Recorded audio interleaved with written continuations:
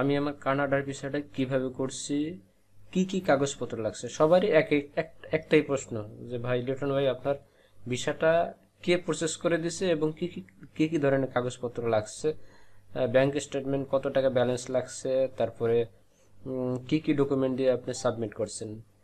তো আজকে ভিডিওর মাধ্যমে আমি সবকিছু আপনাদের আজকে বলবো যে এটা আমি কিভাবে করছি এবং কি কি ধরনের কাগজপত্র লাগছে। আমার যে ভিসাটা এটা ছিল, আমি সম্পূর্ণ কোনো এজেন্সি না, সম্পূর্ণ আমি নিজে নিজে করেছি। শুধু আমি না, আমি আমারটা নয়, আমারটা সহ আরো 6টা, আরো 5টা, টোটাল 6 জনের, মানে টোটাল 6টা ভিসার কাজ টোটালি আমি করেছি। আমি নিজে নিজে এটা করেছি, বাসায় বসে করেছি, আমার অফিসে বসে করেছি। তো এটা আসলে আপনারা কোনো যদি দালাল না দিয়ে, কোনো ব্রোকার না দিয়ে আপনারা নিজেরা যদি করতে পারেন সবচেয়ে ভালো। কারণ কি, নিজেরা করলে আপনার নিজে মেন্টালি ভাবে নিজে স্যাটিসফাই থাকবেন। কারণ কি, ভুল ত্রুটি হলে হবে কি না হবে, অন্যকে দিয়ে করলে আমি নিজে ভরসা পাই না। যার কারণে আমি সবসময় যত দেশের ভিসার কাজগুলো আছে ওগুলো আমি নিজে নিজে নিজেই করার চেষ্টা করি। যেমন মালয়েশিয়া, আমার যে মালয়েশিয়ার ভিসাটা এটাও কিন্তু আমি নিজে নিজে করেছি। তারপরে যে কম্বোডিয়া, ভিয়েতনামের বিষয়গুলো কিন্তু আমি নিজে নিজে করেছি। তো আপনারা বিষয়গুলো আপনারা নিজে নিজে করতে পারবেন যদি এই ভিডিওটি দেখেন। কানাডার বিষয় কিভাবে করতে হয়, সেই এই ভিডিওটা দেখলে আপনারা বুঝতে পারবেন যে কি কি কাগজপত্র লাগবে। আসলে এখানে কাগজপত্র লাগবে কি কি, এখানে মেইন হচ্ছিল আপনার কয়েকটি দেশ যদি ভিজিট করা থাকে সেক্ষেত্রে আপনার জন্য সুবিধা হয়। তবে আমি দেখেছি, আমি একটা পাসপোর্টে ভিসা লাগাই দিয়েছি, এটা হচ্ছে শুধু ইন্ডিয়া ঘোরা ছিল ওনার, অন্য কোনো দেশের ভিসা ছিল না, ইন্ডিয়া ঘোরা। সেই ইন্ডিয়া ঘোরা পাসপোর্টে কিন্তু আমি ভিসা লাগাই দিয়েছিলাম। তো আপনার এখানে কানাডার জন্য অতটা মুখ্য বিষয় না, মানে যদি আপনার থাকে ঘোরা সেক্ষেত্রে আপনার এক্সট্রা প্রায়োরিটি পাবেন, কিন্তু আপনার যে ঘুরতে হবে এমন কোনো কথা না। যেমন ইউরোপের ক্ষেত্রে আপনাকে যদি 4-5টা 8-10টা ভিসা, এই দেশের ভিসা যদি না থাকে সেক্ষেত্রে ভিসা রিজেক্ট হওয়ার পসিবিলিটি বেশি থাকে। কিন্তু কানাডার ক্ষেত্রে সম্পূর্ণ উল্টা। আপনার যদি সাদা পাসপোর্টও যদি আপনার আবেদন করেন, আপনার ডকুমেন্ট যদি স্ট্রং থাকে সেই ক্ষেত্রে আপনার ভিসা হওয়ার পসিবিলিটি থাকে বেশি। আচ্ছা, আপনাকে যদি কানাডার ভিসা পেতে হয় সেক্ষেত্রে আপনাকে প্রথমেই আহ, আপনাকে দেখাইতে হবে অ্যাসেট ভ্যালুয়েশন, ল্যান্ড ভ্যালুয়েশন। যে আমি কিন্তু ল্যান্ড ভ্যালুয়েশন দেখাইছিলাম এখানে, যে এটা ছিল আমার ল্যান্ড ভ্যালুয়েশন। আর এরপরে আপনাকে দেখাতে হবে আপনার ল্যান্ড ভ্যালুয়েশনের পরে ব্যাংক স্টেটমেন্ট লাগবে এবং ব্যাংক সলভেন্সি লাগবে। ব্যাংক স্টেটমেন্টটা ব্যালেন্স থাকতে হবে কত, কমপক্ষে 13 লাখ টাকার, 13 লাখ টাকা থাকতে হবে। 13 লাখ টাকার উপরে থাকলে আরো ভালো, সর্বনিম্ন 13 লক্ষ টাকা থাকতে হবে। এর নিচে দিয়েও করতে পারবেন, কিন্তু সেক্ষেত্রে বিষয় না হওয়ার পসিবিলিটি বেশি থাকে, কারণ আপনার ব্যালেন্স যত বেশি দেখাতে পারবেন সেক্ষেত্রে বিষয় হওয়ার সম্ভাবনা বেশি থাকে। যে আপনি যে ওখানে যাওয়ার পরে যে ফিরে আসবেন, এটা আপনাকে প্রুভ করবে অ্যাসেট ভ্যালুয়েশন এবং আপনার ব্যাংক স্টেটমেন্ট। এর জন্য এই দুইটা কাগজ, মানে দুইটা পেপার অবশ্যই অবশ্যই স্ট্রং থাকতে হবে এবং ঠিক মতো প্রসেস করতে হবে। আর অ্যাসেট ভ্যালুয়েশন যেটা করবেন সেটা ছিল ভালো একজন লয়ার, ইমিগ্রেশন লয়ার দিয়ে করবেন। এটা নর্মাল কোনো যদি আপনার নর্মাল যদি আপনি করেন অ্যাসেট ভ্যালুয়েশন, অনেকে 3,000 4,000 টাকা দিয়ে অ্যাসেট ভ্যালুয়েশন করে, ওইটা দিয়ে কখনো ভিসা হয় না কোনো দেশে।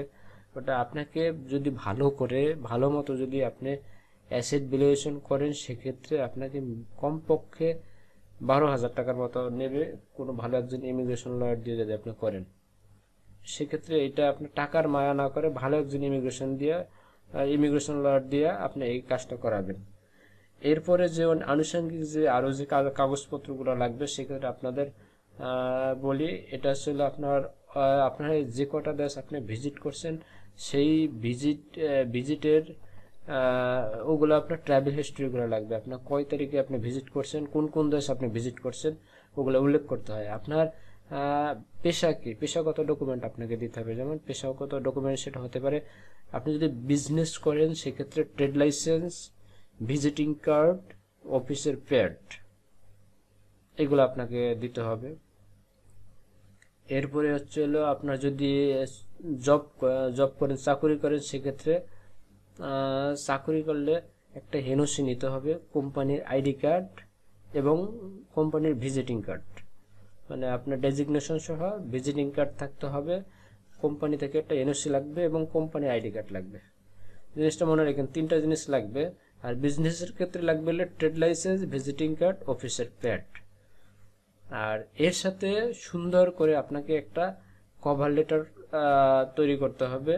কভার লেটারটা অবশ্যই ভালো হতে হবে। ওই কভার লেটারে আপনি বুঝিয়ে দেবেন যে ওখানে আপনি কতদিন স্টে করবেন, কোথায় থাকবেন, কেন থাকবেন, কয়দিন থাকবেন, আপনি কোথায় কোথায় যাবেন, সব কিছু ওই কভার লেটারে আপনাকে তুলে ধরতে হবে। এরপর হচ্ছে আপনাকে অ্যাপ্লিকেশন লিখতে হবে।